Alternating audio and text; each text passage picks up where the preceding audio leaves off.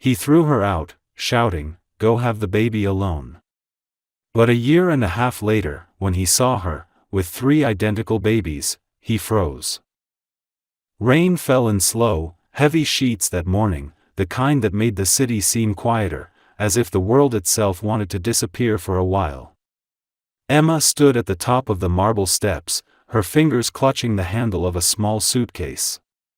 Everything she owned fit inside it now, 2 years of her life reduced to a few folded clothes, a framed photo, and a single test she hadn't meant for him to see. The front door of the mansion loomed open behind her, the echo of raised voices still ringing in her ears. In front of her stood Adam Blake, the man she had once thought would never hurt her, the man who had promised her the world. His brown eyes, once warm and full of laughter, were hard now, like the surface of polished wood. He looked at her as if she were a stranger who had trespassed into his life. "I can't do this," he said, his voice low but trembling with fury. "I built everything I have with discipline and control, and you—" He stopped himself, glancing at the test in her hand, the small plastic strip that carried the truth she had been both terrified and desperate to share. His jaw tightened. "You think I'm ready to throw it all away for a mistake?" Emma's heart twisted. "A mistake?" she repeated, her voice breaking. "This is your child, Adam. Our child." "You said—" "I said a lot of things," he cut her off sharply. His hand came down on the railing beside him, the sound echoing through the hall. "But I didn't mean for this. You want to ruin everything I've worked for? You want to trap me with a baby?" The tears came before she could stop them. "I'm not trapping you," she whispered. "I thought you'd be happy. I thought—" "Then you thought wrong," he said coldly. He stepped forward and ripped the test from her hand, staring at it with disgust, as if it were proof of a betrayal instead of life itself. "Go have the baby on your own. I'm done."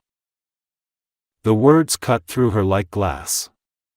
She stared at him, the air leaving her lungs. "You don't mean that." He didn't answer. Instead, he turned, grabbed her suitcase from the floor, and threw it out the door, the contents spilling into the rain. The sound of the latch closing behind him was the end of everything. For a moment, she couldn't move. Her body felt numb, her mind blank. Only when thunder cracked above the house did she step forward, down the steps, into the storm. The rain soaked her hair and her clothes, but she didn't care. She gathered her things slowly, the water turning the photograph in her bag into a blur of faces. Her heart pounded against her ribs, her breath coming in sharp bursts. Somewhere deep inside her, beneath the pain, something new began to form, a resolve she didn't yet understand. She didn't look back at the house again. There was nothing left for her there. She walked through the iron gates barefoot, the gravel biting at her feet, and didn't stop until she reached the bus stop at the edge of the city. Her hands shook as she held the ticket the driver gave her, her reflection flickering in the rain-streaked glass. She didn't know where she was going, only that it had to be far away. The ride was long and silent, the bus nearly empty. She stared out the window, watching the city fade into gray countryside. Every time she closed her eyes, she saw his face, the coldness, the finality in his voice. She pressed a hand to her stomach, her tears returning silently. "I'll keep you safe," she whispered. "I don't know how, but I will." When the bus stopped hours later in a small coastal town, she stepped off into the scent of salt and wet earth. The streets were quiet, lined with small shops and cottages painted in soft colors that had faded from the sun. It wasn't home, but it was somewhere new. Somewhere he wouldn't find her. She found a small room to rent above a florist's shop, the wallpaper peeling and the heater barely working. It didn't matter. It was hers. The old woman who owned the shop gave her work hemming dresses and fixing old coats, and though the pay was small, Emma worked from dawn until her fingers ached. Every night, she fell asleep to the sound of the sea outside the window, her hand resting on her stomach, feeling the faint flutter of life inside. It scared her sometimes, the thought of doing it all alone, but it also gave her strength. The days passed slowly, each one harder than the last, but she learned to live again in small ways. She smiled at the old woman who brought her tea in the mornings, at the children who ran down the street with kites when the wind was strong. Sometimes, in the quiet moments between stitches, she would imagine what her child would look like. Would they have her blue eyes, or his deep brown ones? She tried not to think about him, but every night, when the lights went out, his voice came back to her, sharp and final. And then one evening, as she folded fabric under the soft glow of the lamp, she felt a sudden, sharp movement inside her belly, 3 little kicks, so close together it made her gasp. She pressed her hand there, tears rising again, but this time they were different. 3, she whispered, her voice trembling with disbelief and wonder. Oh my God! The doctor confirmed it days later, triplets. 3 little lives. 3 chances to love, to heal, to start again. That night, she sat on her narrow bed, wrapped in a blanket, staring at the storm raging outside the window. Lightning flashed over the sea, the same kind of storm that had driven her away from him months ago. But now, as thunder rolled through the night, she felt no fear. Her world had been broken apart, but in its ruins something stronger was taking root. She had lost everything, but she wasn't empty.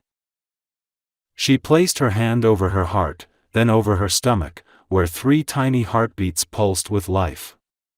We'll be okay, she whispered into the dark. I promise you that. And for the first time since that terrible morning, she meant it. The months that followed passed in a blur of exhaustion, small victories, and the kind of loneliness that left her gasping in the quiet hours of the night. Emma's belly grew, round and heavy, her back aching from the weight of the 3 lives inside her. Every morning she woke before sunrise to work at her sewing table, the hum of the old machine her only companion. The sound had become like a lullaby for her fears. She worked through the pain, through the fatigue, through the ache of memories she couldn't silence. The room above the florist's shop was small and drafty, but it smelled faintly of roses, and sometimes, when the sea breeze came through the window, she could almost believe she was safe. The town had started to accept her quietly. The florist, Mrs. Larkin, always left extra bread or milk by her door with a small note that said, "For you and the little ones." Emma never asked how the woman knew. Kindness in small towns had its own way of finding those who needed it. A few customers had become regulars, women who loved the way Emma's hands could turn old clothes into something new. They didn't know her story, but sometimes they caught a certain sadness in her eyes and smiled at her a little softer because of it. She appreciated that. She didn't want their questions. She just wanted to survive.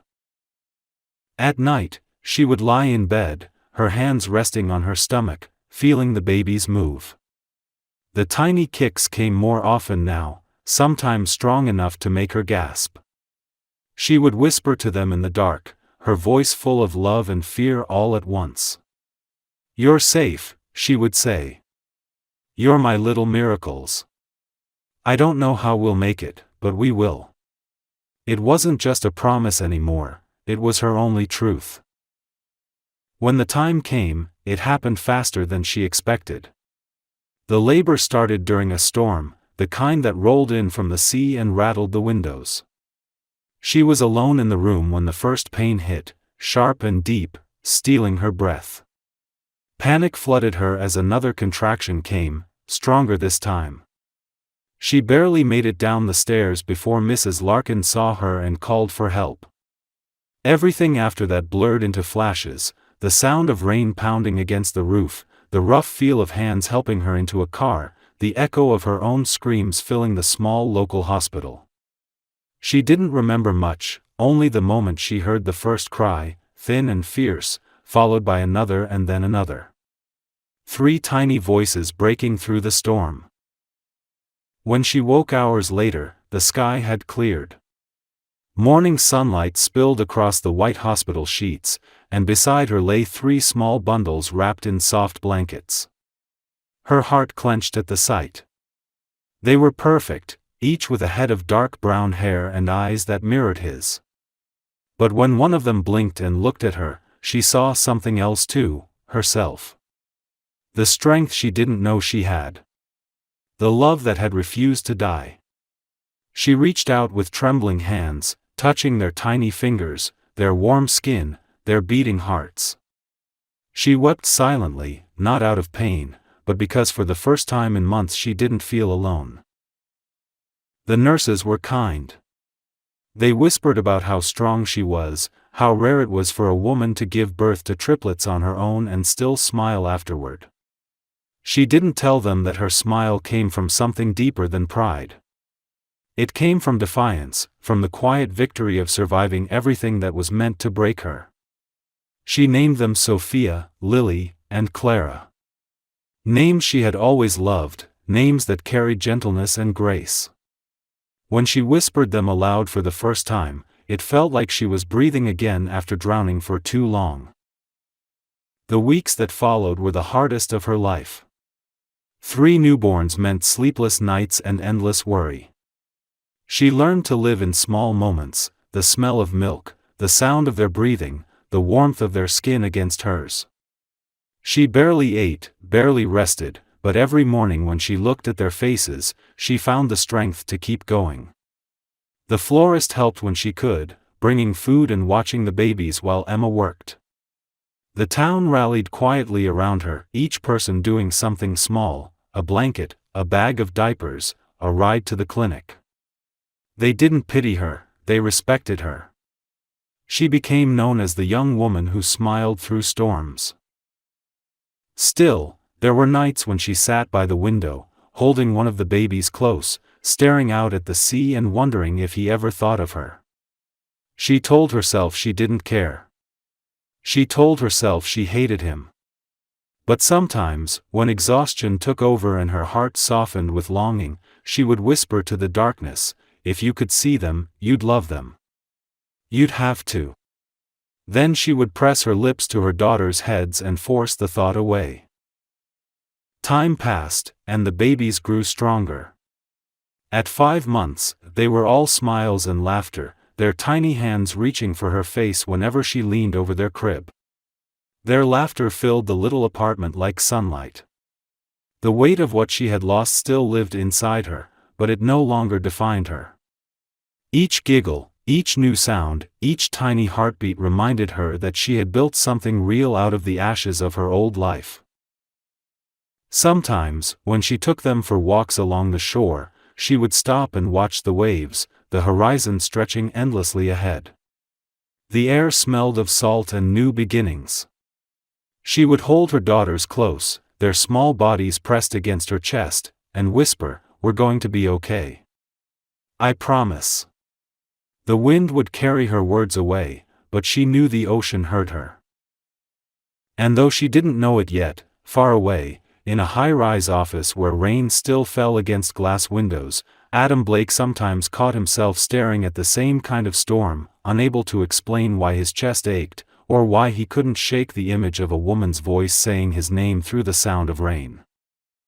5 months after the birth of the girls, Emma had learned how to live in quiet rhythm with her new reality.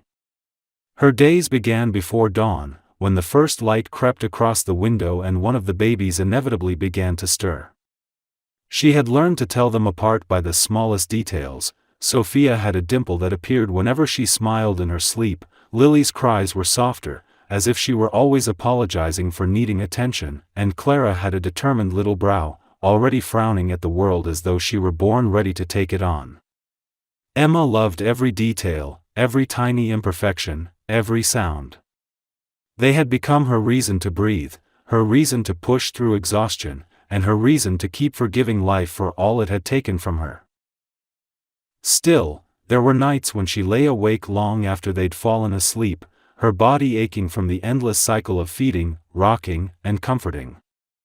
The silence after their cries stopped was both a blessing and a curse. It was in that silence that her mind wandered, back to the life she had lost, to the man who had chosen pride over love. She told herself that she didn't miss him, that she only missed the idea of what he could have been. But sometimes she remembered the sound of his laugh, the warmth of his hands, the way he had once looked at her like she was the only thing that made sense in his chaotic world. Then she would feel something she hated herself for feeling, regret mixed with longing, the kind that tightened her throat until she could barely breathe. Adam Blake's life, meanwhile, had become a study in perfection that looked flawless from the outside but rotted slowly from within. The business empire he had built was larger than ever, his face appeared in magazines, and his name carried the kind of power that used to make him proud. Yet he woke up every morning with the same hollow ache that no success could quiet. His penthouse apartment was filled with everything he could buy, modern art, Italian suits, expensive silence, but none of it meant anything anymore. He had begun to avoid mirrors, not because he disliked what he saw, but because he no longer recognized the man staring back. He was restless, angry for reasons he couldn't name, short-tempered with his employees, and increasingly withdrawn. He spent long nights in his office, staring at the city lights, haunted by something he couldn't name, something that lingered in the corners of his mind like a shadow. Sometimes he would dream of rain. In those dreams, there was always a woman standing at the edge of a storm, her face turned away, her hair wet and shining under the gray sky. He would wake up drenched in sweat, his heart racing, and the emptiness beside him in bed would feel like a wound. He told himself it was guilt, nothing more. He had done what he thought was right. He had avoided ruin. But as the days went on, that lie began to crumble. One afternoon, his new assistant, a young woman with sharp eyes and a nervous energy, mentioned something casually during a meeting. "Sir, I met someone in Sidmont Bay who said they used to work with Emma Lawrence," she said, scrolling through her notes. "You knew her, didn't you?" The sound of her name was like a blow to the chest. He froze, his pen slipping from his hand. "Emma," he repeated, his voice quieter than he intended. The assistant nodded, oblivious to his reaction. "Yes, I think she's still there. She's got some small sewing business now, or something like that." He said nothing for the rest of the meeting. But after she left, he sat alone for a long time, staring at the rain streaking down the window. Sidmont Bay. A name he had never heard before, and yet it pulled at something deep inside him. He didn't know why he cared. He told himself it was curiosity, maybe guilt, maybe a need for closure. But the truth was more complicated. The truth was that part of him had never stopped wondering. That night, he opened the drawer of his desk and took out the one photograph he had never thrown away. It was of Emma, standing in the garden of his house, sunlight tangled in her hair, her smile soft and unguarded. He remembered the way she had looked at him that day, as if she believed he could be something better than he was. His hand trembled slightly as he traced her face with his thumb. The memory of her voice came back to him then, clear and vivid. "You don't always have to fight the world, Adam. Sometimes, it's okay to let it love you." He had laughed at her then, dismissing her words as naive. Now, years later, they felt like a prophecy he had ignored. The next morning, he told his assistant to clear his schedule. "I'm taking a few days off," he said curtly. "Personal matters." It wasn't something he ever said. The entire office fell silent when the words left his mouth. He didn't explain further. Within hours, he was on a plane, the city shrinking beneath him, the clouds swallowing the horizon. The drive from the airport to Sidmont Bay was long and quiet. The road wound along the coast, the sea flashing silver in the distance. When he reached the town, he was struck by its simplicity. It was small, peaceful, untouched by the noise of the world he came from. He parked near a cafe and stepped out, the smell of salt and coffee mixing in the air. For a long moment, he just stood there, unsure what he was even looking for. He had no plan, no destination. Only a name and a memory. He walked through the narrow streets, past shops with hand-painted signs and children chasing each other through puddles. It felt unreal, as if he had stepped into a life that didn't belong to him.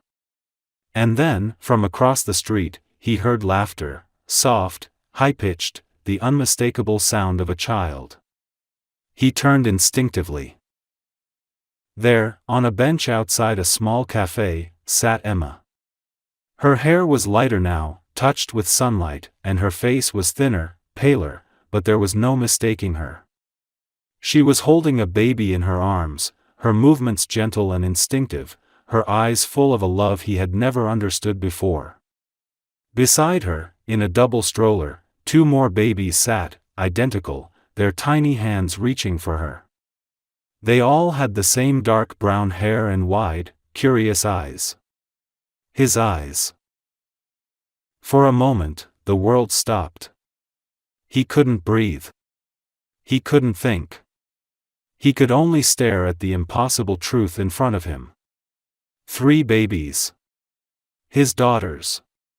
His heart hammered against his ribs, a rush of guilt and disbelief and something deeper, something like awe, crashing through him. Emma looked up then, her gaze meeting his. For a second, neither of them moved. The years between them vanished in an instant, replaced by something raw and electric.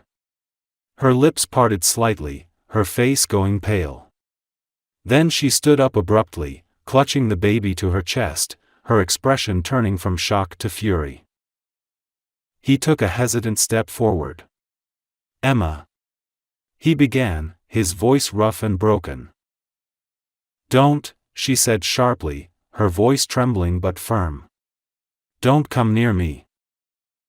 The sound of her voice cut through him, sharper than any accusation. He froze, watching as she turned and hurried down the street, the stroller wheels rattling against the cobblestones, the rain beginning to fall again. He stood there until she disappeared from view, the storm rising around him, realizing in that single, devastating moment that he had not just lost her once, he had lost the only part of himself that had ever truly mattered. The rain had started to fall harder, soaking through Adam's jacket as he stood frozen on the cobblestone street. His shoes splashed in shallow puddles, but he didn't move, couldn't move, as the image of Emma disappearing around the corner burned into his mind. His breath came shallow, and his heart pounded like it was trying to break free from his chest. For years, he had told himself that what he'd done was justified, that he had made the rational choice, the right choice for his career and his future.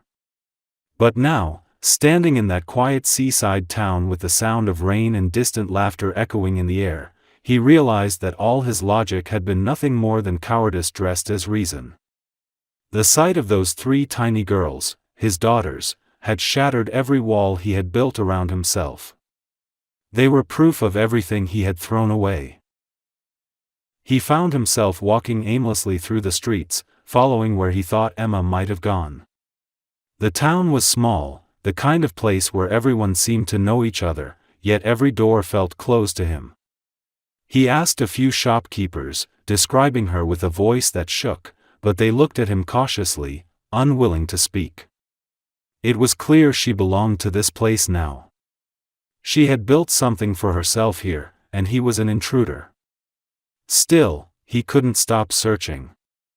The rain soaked through his hair, and his hands trembled as he pushed them into his pockets, trying to keep control of the storm raging inside him. He didn't know what he wanted to say to her if he found her, only that he had to. Meanwhile, Emma had fled to her small apartment above the florist's shop, her heart racing so fast she thought she might faint. She locked the door behind her and leaned against it, clutching Sophia tightly against her chest while Lily and Clara whimpered softly in their stroller. Her hands were shaking, her mind spinning with disbelief. She had imagined this moment 1,000 times, what she would do if she ever saw him again, but in every version of it, she had been stronger, colder, untouched by him. Yet when she had met his eyes, all the pain she thought she'd buried came rushing back like a wave. She had seen shock on his face, and something else too, something raw and human that made her want to scream. She laid the babies down in their crib, her movements careful and automatic. They were restless, sensing her unease, and she hummed softly to calm them, though her own voice trembled. Once they drifted off, she sank into the chair by the window, her hands covering her face. She could still see him standing there, drenched in rain, his expression torn between guilt and wonder. For a brief, dangerous moment, her heart had ached for him, as though the years hadn't passed at all. But then she remembered the sound of his voice that night, cold and merciless, the words that had destroyed her. "Go have the baby on your own." No, she thought bitterly. He didn't get to come back now. He didn't get to see them, not after everything. She had built this life alone. She had earned every sleepless night, every meal skipped so her daughters could eat. He had no right to any of it. But the memory of his face wouldn't leave her. There had been something in his eyes, a fracture, a wound he hadn't been able to hide. And that scared her more than the anger did. Because if he still had the power to look at her like that, if she still felt the pull of that old connection, then maybe she wasn't as free from him as she'd told herself. The next morning, Adam sat in his car near the harbor, watching the gray sea churn under the cloudy sky. He hadn't slept. Every time he closed his eyes, he saw her. He saw the babies. He thought of the life she had built without him, and for the first time in his life, he felt something close to shame. Not the kind that came from public failure or damaged reputation, but the kind that came from realizing how completely he had destroyed something good. He remembered that day, the anger, the fear, the pride that had made him say those unforgivable words. He had been terrified. Terrified of losing control, of becoming his father, of watching everything he had built crumble because of love. And so he had chosen to kill it before it could destroy him. But now, looking at the rain falling on the water, he realized that in trying to protect his life, he had ruined it anyway. He didn't leave the town that day. He couldn't. He spent hours walking the streets, hoping to see her again. He passed by the florist's shop, recognizing the faint scent of roses from the bouquet she used to keep in his office. He wondered if she had chosen this place because it was the opposite of the world he lived in, quiet, kind, forgiving. He wanted to knock on the door, to beg her to let him explain, but he couldn't. What could he possibly say that would undo the past? That evening, as the sun sank behind the ocean, he saw her again. She was walking along the harbor with a stroller, the babies bundled against the chill, their tiny faces peeking from beneath soft hats. She hadn't seen him yet. He stood in the shadows, his heart thundering. He watched as she stopped by the railing, her hair catching the last golden light of the day. One of the babies began to fuss, and he watched her smile gently, humming under her breath as she rocked the stroller. It was such a simple, beautiful sight that it broke something inside him. This was the life he could have had, the laughter, the warmth, the small miracles, and he had thrown it away for ambition and fear. Without realizing it, he took a step forward, then another. She turned, startled, her eyes locking with his. Neither of them spoke for a long time. The sea wind whipped between them, carrying the scent of salt and something electric in the air. Finally, she said, "Why are you here, Adam?" Her voice was steady, but her hands were tight on the stroller's handle. He swallowed hard, his voice barely audible. "I had to see you." Her expression hardened. You saw enough when you threw me out. I was wrong, he said quickly, his words spilling out before he could stop them. Emma, God, I was so wrong. I was scared, and I didn't know how to handle it. I thought I was doing what was right, but I see now that I... Stop, she said sharply, her voice cracking. You don't get to do this. You don't get to show up and say you're sorry like it fixes anything. Her eyes glistened, but she refused to cry. You don't know what it was like, Adam. You don't know what it cost me to survive without you. To raise them alone. He took a hesitant step closer. Let me make it right. Please. I just want a chance to... To what? She interrupted, her voice trembling now. To play the hero? To walk back into our lives after destroying them? She shook her head, her lips pressed tight. No. I won't let you hurt them the way you hurt me. He stood there, the weight of her words pressing down on him like stone. The babies began to fuss again, breaking the silence. Emma turned away, rocking them gently, her face half lit by the fading sun. I'm not going anywhere, he said quietly, his voice low but firm. I'll wait as long as it takes. She didn't look at him again, but her jaw tightened, and her eyes shimmered with something he couldn't quite name, anger, pain, or maybe, deep down, a trace of the love that refused to die. As he watched her walk away again, pushing the stroller down the pier, he knew one thing for certain. For the first time in his life, he wasn't chasing power or control or money. He was chasing redemption, and he didn't know if he would ever catch it. But he would never stop trying. Adam didn't leave Sidmont Bay. Each day bled quietly into the next, marked by the soft rhythm of rain and the distant sound of the ocean. He rented a small apartment near the harbor, nothing like the glass penthouse he had left behind, but it suited him. It was strange to live without the hum of meetings and the constant vibration of his phone, to wake up to silence instead of a calendar filled with obligations.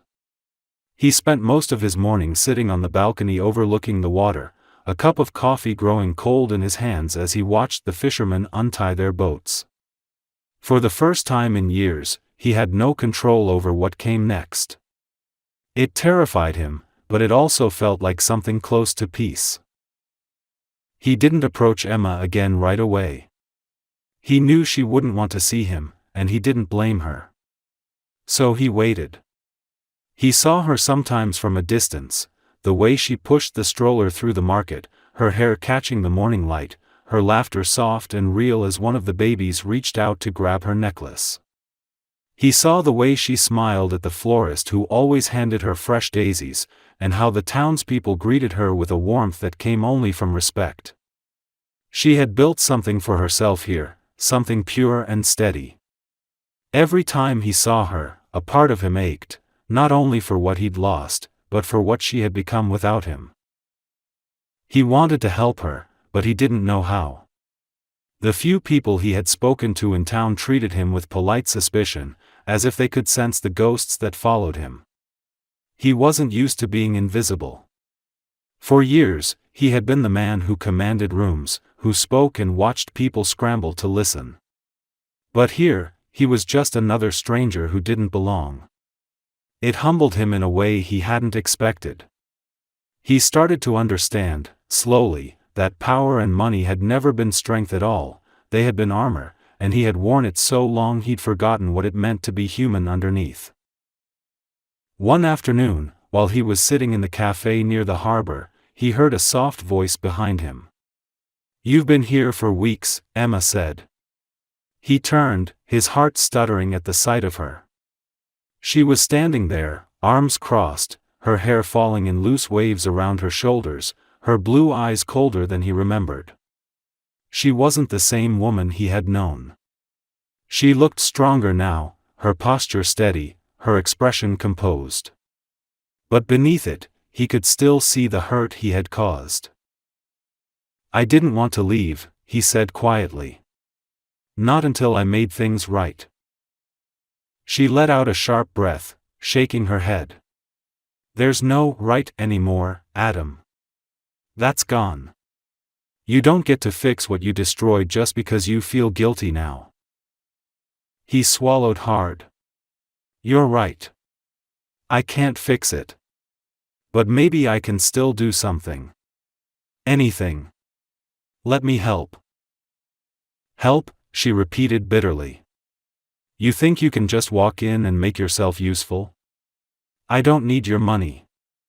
I don't need anything from you. I know you don't, he said quickly. But they might. Her eyes flashed with anger. Don't you dare talk about them. You don't even know their names. He lowered his gaze, shame flooding him. Then tell me, he said softly. Tell me, Emma. Please. The silence between them stretched, heavy and tense. She opened her mouth, then closed it again, torn between fury and exhaustion. Finally, she sighed. Sophia, Lily, and Clara, she said, her voice low. The way she said the names broke him. He repeated them quietly, tasting them like a prayer. They're beautiful, he said after a long pause. They're everything, she replied. Her voice softened for the briefest moment before hardening again. And they don't need you. She turned to leave, but he rose from his chair. Emma, wait, he said, taking a step toward her. You don't have to forgive me. I don't expect that. But please don't shut me out of their lives completely. I've made mistakes, I know that better than anyone, but I can't walk away again. I won't. Her jaw tightened, her shoulders stiff. You think showing up now makes you a father? No, he said. But maybe it means I can try to be one. Her expression faltered for a moment, her lips parting slightly as if his words had hit something she didn't want to feel. You don't understand what it's been like, she whispered. You have no idea what I've had to do to keep them safe, to give them a life. And now you show up and think you can just fit in? Like the past didn't happen? I know the past happened, he said. I live with it every day. I see it every time I close my eyes.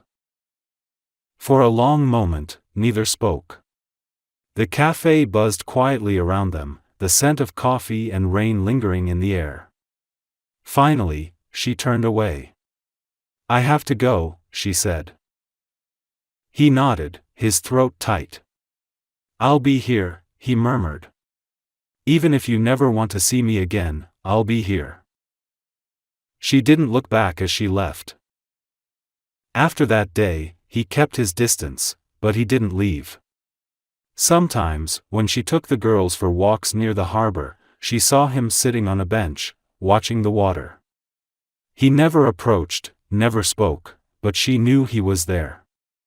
It unnerved her at first, then confused her, and eventually, against her will, it started to comfort her. He wasn't demanding, wasn't trying to force his way back. He was just present. Quietly, patiently, like someone waiting for a tide to change. Weeks passed like that. The townspeople began to talk less, to stop noticing him altogether. He started helping at the docks, hauling nets and crates, his hands roughening from the work. He wasn't the man in the tailored suit anymore. He looked ordinary, almost humble. One morning, Mrs. Larkin, the florist, saw him carrying boxes and smiled knowingly. People do strange things for love, she said softly. When Emma heard about it, she didn't know how to feel. Part of her wanted to believe it was a performance, another calculated gesture from the man who once saw her as an inconvenience. But another part of her, quieter, more dangerous, wondered if it was something else. The girls had begun to recognize him too. Once, when she walked past him in the square, Sophia pointed and giggled, her little voice calling, "Man." Adam had smiled, his eyes bright and wet, and Emma had to turn away quickly before her composure cracked. Late one evening, after the babies had fallen asleep, Emma sat by the window, looking out at the harbor lights. She could see his silhouette sitting on the pier, motionless against the dark water. For the first time in a long while, she didn't feel anger. She just felt tired. Maybe he really had changed. Maybe not. But as she watched the waves crash against the shore, something inside her whispered that it wasn't over yet, not for either of them. The storm that rolled in that week seemed to carry the tension that had been building between them. The wind howled through Sidmount Bay, and rain drummed against the rooftops for days, turning the cobblestone streets slick and shining. Emma stayed mostly inside, keeping the babies warm and entertained, their laughter echoing softly through the small apartment. She tried to focus on the rhythm of her life, the feedings, the laundry, the endless cycle of care, but her thoughts kept slipping toward him. She hadn't seen Adam in several days, though she knew he was still there. Somehow, she could feel his presence in the town, the same way she could feel a storm before it broke. She told herself it didn't matter, that his absence didn't bother her, but she caught herself glancing toward the harbor more often than she wanted to admit. Part of her wondered if he had finally given up, if he had realized that her forgiveness was something he could never earn. But then another part of her, one she didn't want to listen to, whispered that maybe she didn't want him to leave after all. The thought terrified her. She had spent years building walls around herself and her daughters. To let him in now would mean tearing all of them down, and she didn't know if she could survive that again. On the third night of the storm, there was a knock at her door. She hesitated, her heart pounding, before opening it. Adam stood there, drenched, the rain dripping from his hair and shoulders. His clothes were soaked, his expression unreadable, but his eyes, those deep, steady brown eyes, held something she hadn't seen before. Not arrogance, not pride, not even apology. Just quiet desperation.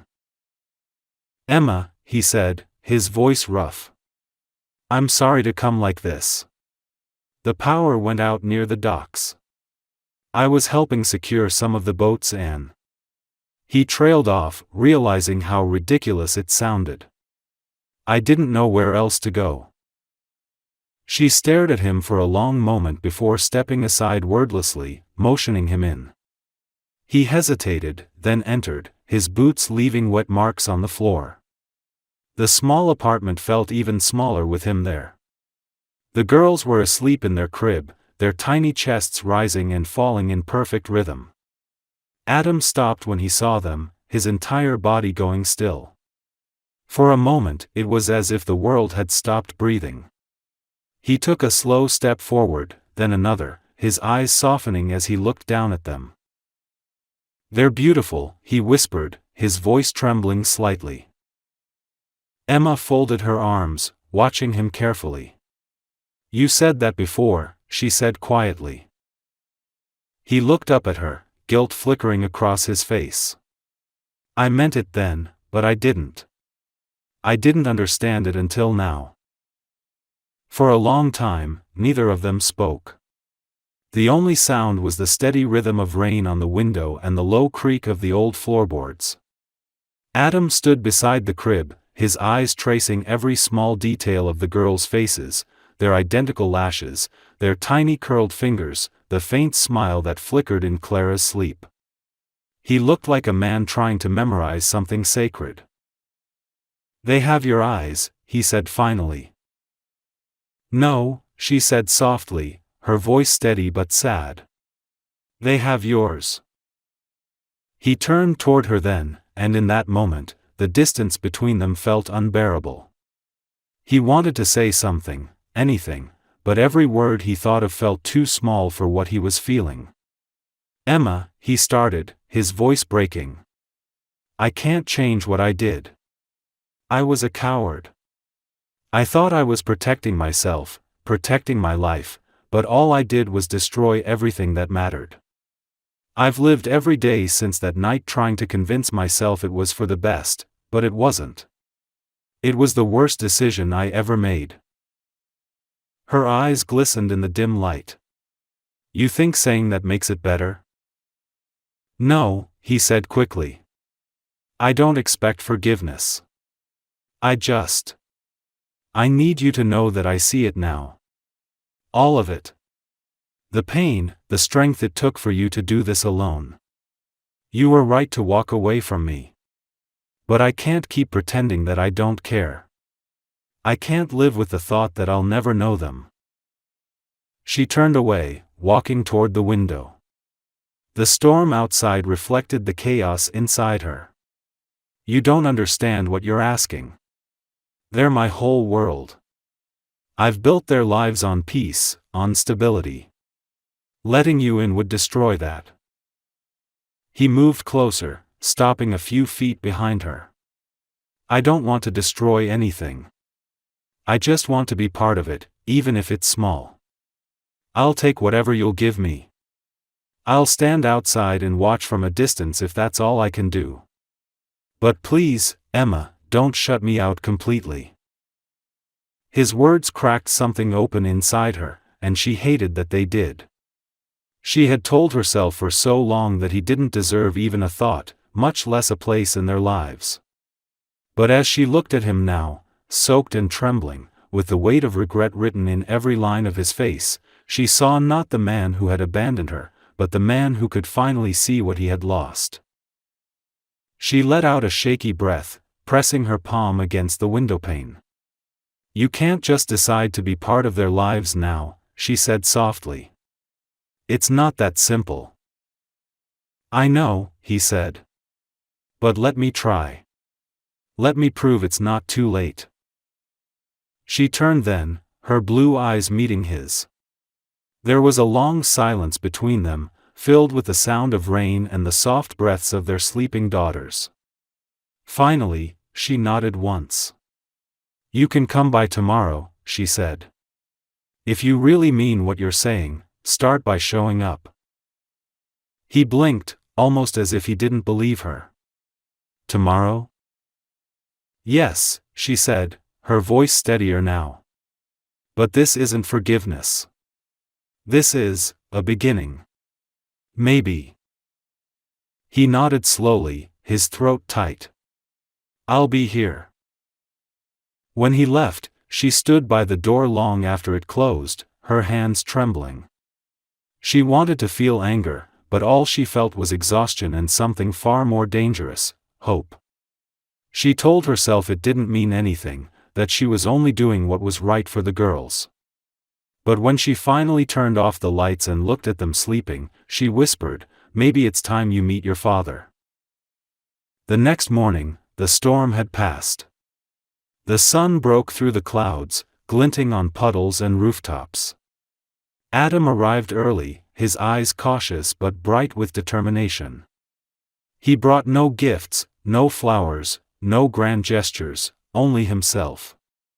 And for the first time, that was enough.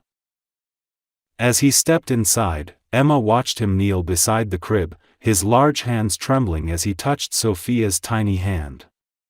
The baby's fingers curled instinctively around his, and something inside him broke completely. He didn't speak, he didn't have to. In that quiet, golden morning light, Emma saw something in his face she had never seen before. Not charm, not power, not control, just pure, unguarded love.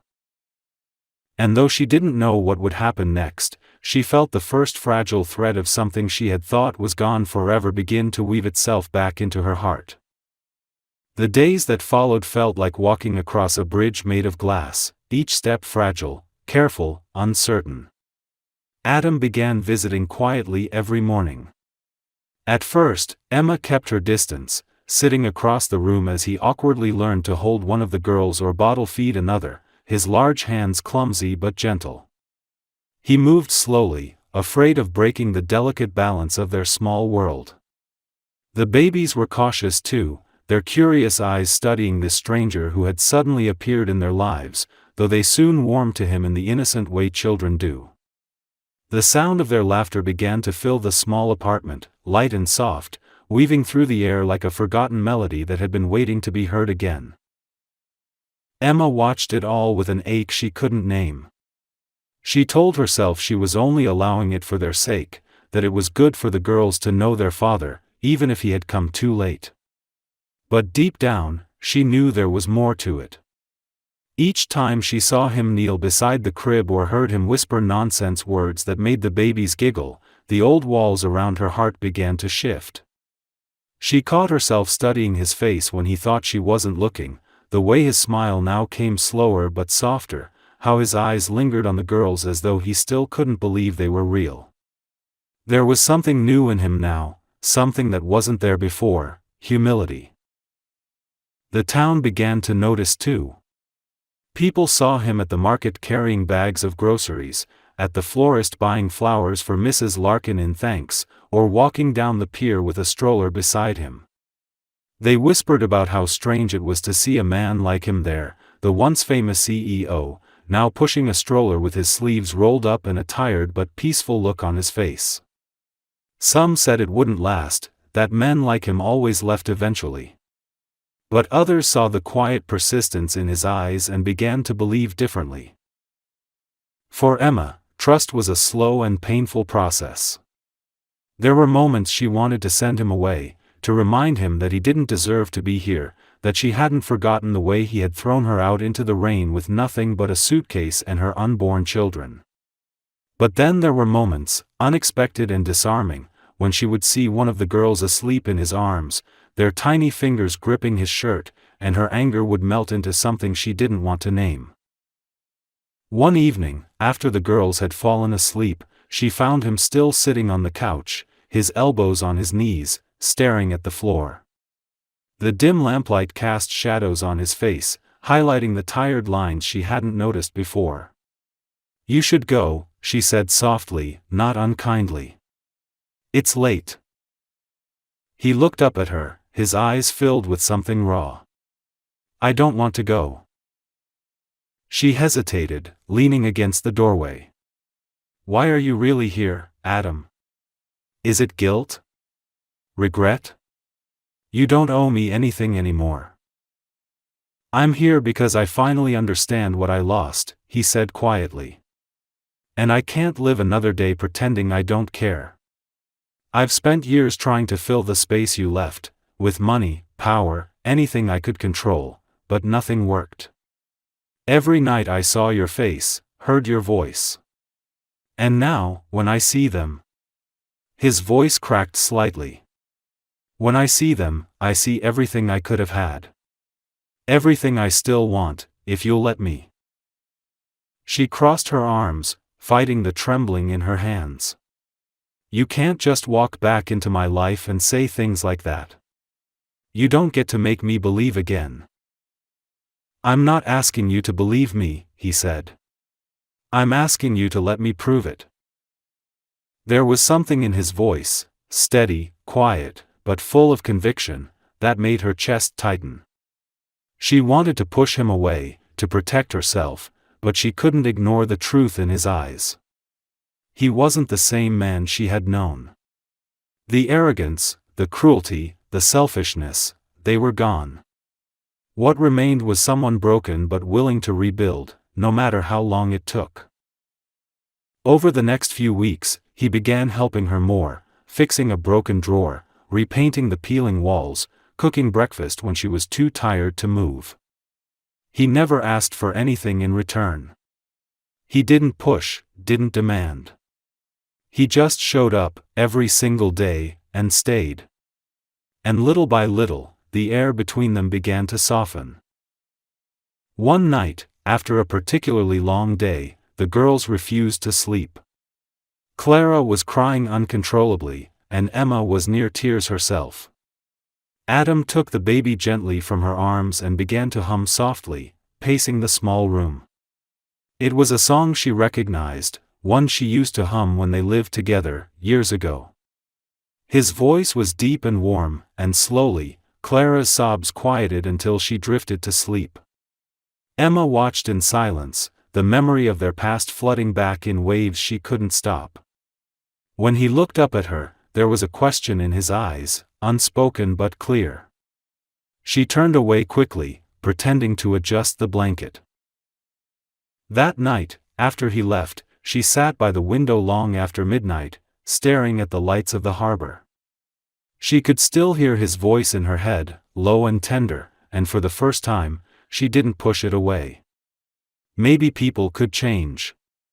Maybe pain didn't have to be permanent.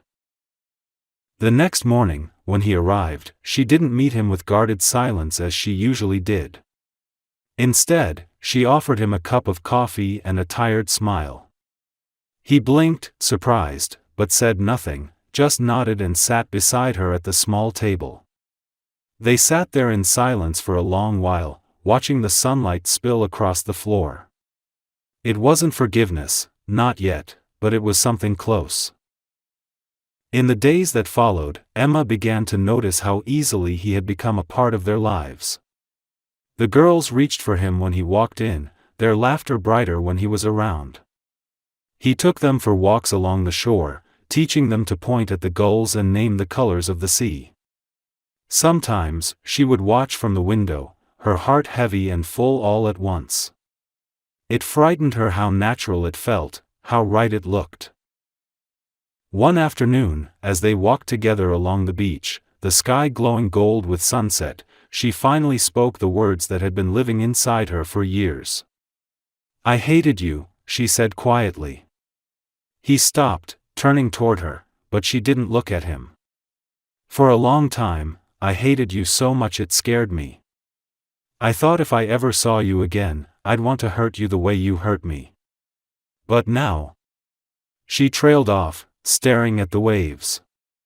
"Now I just feel tired."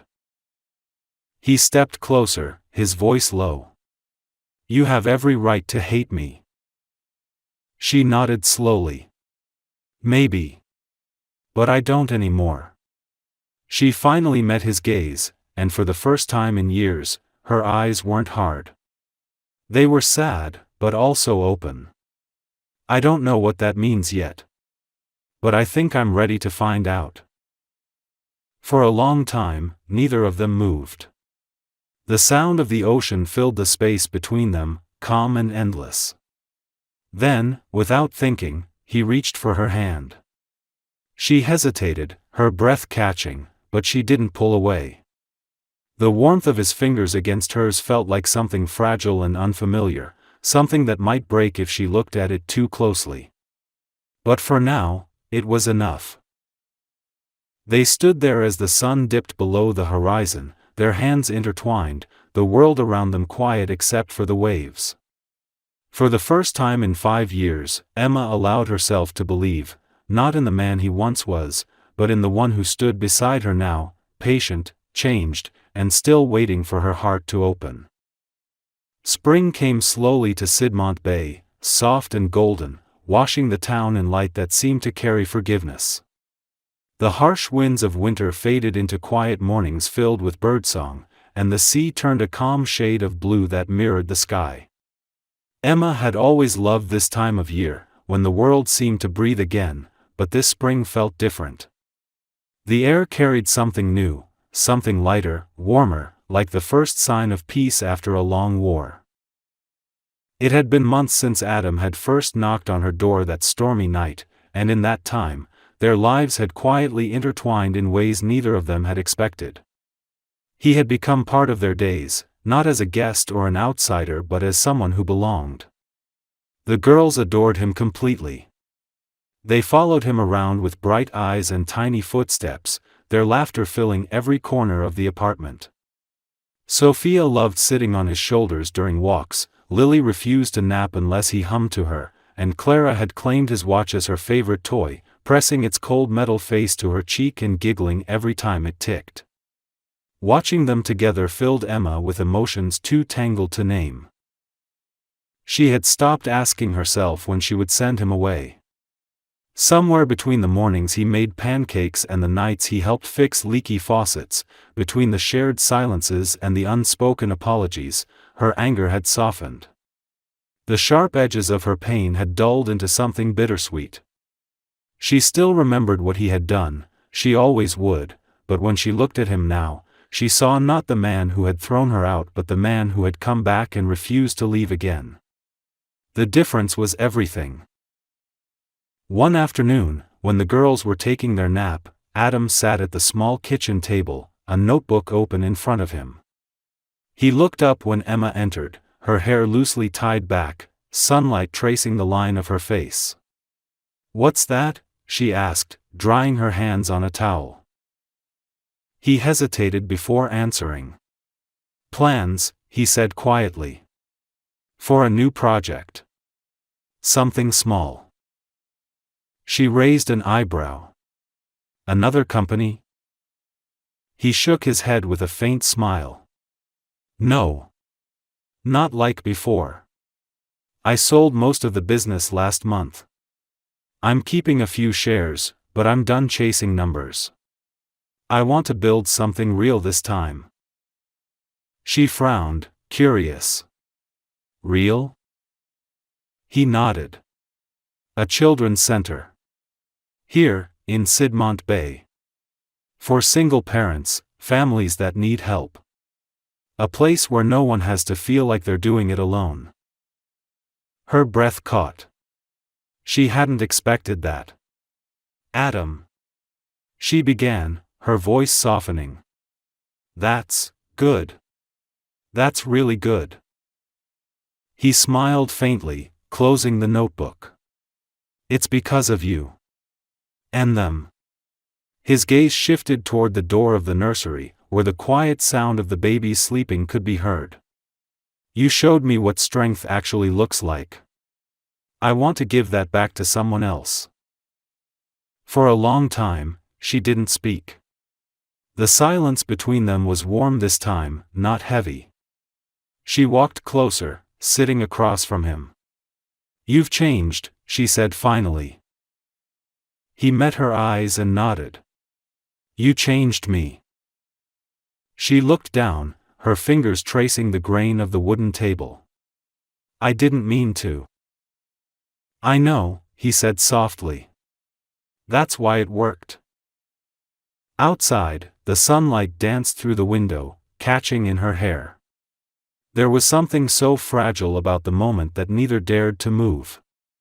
She realized then that she wasn't afraid of him anymore. The anger, the fear, the grief, they had all burned away, leaving only the quiet truth that she still loved him, though in a different way now. It wasn't the naive love of their past, it was something deeper, born of pain and forgiveness and years of learning how to survive without him. It was the kind of love that grew roots instead of wings. A few days later, they took the girls out to the harbor. The air was crisp and filled with the smell of salt. The water shimmered beneath the afternoon sun, and gulls circled lazily overhead. Adam carried Lily while Emma pushed the stroller with the other two. They stopped by the railing, the girls squealing as they leaned toward the sea, their tiny hands reaching for the waves. Adam laughed, the sound bright and full, and Emma found herself smiling without realizing it. "You know," he said after a moment, "I used to think happiness looked like power. Like being untouchable. But standing here now." He looked down at the little girls, then at her. "It's this. It's you. It always was." She turned to him, her eyes glimmering with something tender but uncertain. "Don't say things you don't mean." "I mean every word," he said simply. "You gave me a second chance at life. I'll spend the rest of it trying to be worthy of it." The wind picked up, tugging at her hair, and she closed her eyes for a moment, feeling the weight of everything they had been through, the pain, the loss, the long road back to this fragile peace. When she opened them again, he was still looking at her, his expression open and unguarded. Slowly, she reached for his hand. Their fingers met halfway, hesitant at first, then sure. That night, after the girls were asleep, they sat together on the couch, the room lit only by the soft glow of the lamp. The world outside was quiet, the sea murmuring in the distance. Adam turned to her, his voice low. "Do you ever think about the past?" She nodded. "Every day." "And?" "I don't hate it anymore," she said. "Because it brought me here." He exhaled slowly, a quiet sound that almost broke into a laugh. "You have no idea how much I don't deserve you." She smiled faintly. "Maybe not. But that's the thing about forgiveness. You don't have to deserve it." He looked at her for a long time, his eyes shining in the dim light. Then, without words, he leaned in. She didn't pull away. The kiss was slow, hesitant, like two people learning how to breathe again. It wasn't a reunion of passion or fire, it was something gentler, deeper, the quiet acknowledgement of all the years they had lost and all the time still left to make new ones. When they finally parted, she rested her head against his shoulder, her eyes closing. "Don't leave again," she whispered. "Never," he said, and this time she believed him. Months later, the children's center opened on a bright June morning. The whole town gathered, watching as Adam cut the ribbon with shaking hands. Emma stood beside him, holding the girls, pride and love shining in her eyes. The sign above the door read the Lawrence Center, after her, his final gesture of apology and devotion. As the crowd applauded, Adam looked down at her, their daughters clapping and laughing in her arms, and he realized that redemption didn't come all at once. It came in small moments, in forgiveness offered, in trust rebuilt, in the laughter of the three little lives they had created together. That evening, as the sun set over the harbor, they stood side by side watching the waves. The past was behind them, unchangeable but no longer unbearable, and the future stretched ahead, bright and real. He slipped his arm around her shoulders, and she didn't move away. For the first time in years, the silence between them wasn't heavy, it was full. Full of peace, of love, and of the life they had both fought so hard to find again.